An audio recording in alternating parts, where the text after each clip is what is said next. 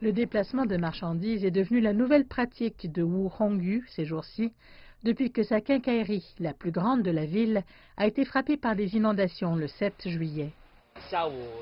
Le gouvernement nous a notifié que l'inondation arriverait vers 17 heures et j'ai supposé que le niveau de l'eau serait semblable à celui des inondations de 1998. Nous avons donc tout mis de côté ici, à une hauteur supérieure à 1 mètre. Mais l'eau est arrivée jusqu'ici, submergeant tout.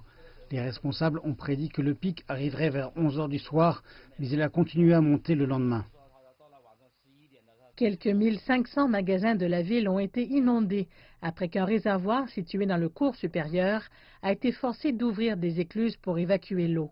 Les dommages sont estimés à plus de 28 millions de dollars américains. Cette perte est un coup dur pour ces entreprises privées, principalement détenues par des villageois de la campagne, dans le contexte d'abord du Covid-19 et puis maintenant des inondations.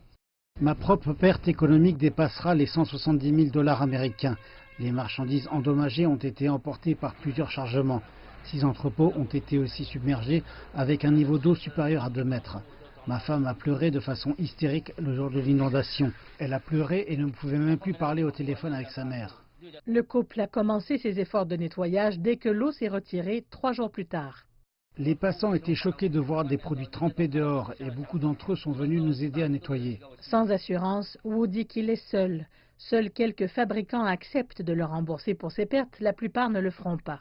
Le gouvernement local dit qu'il travaille à l'approbation de politiques visant à aider ces entreprises comme l'offre de prêts sans intérêt. Certains m'ont aidé en achetant même des produits trempés. Prenez ces pompes à eau par exemple. C'était comme une pile évaluée à environ 10 000 dollars américains. Maintenant tout est presque vendu. Il y a quelque chose qui se passe ici. Mes clients me respectent et me traitent bien.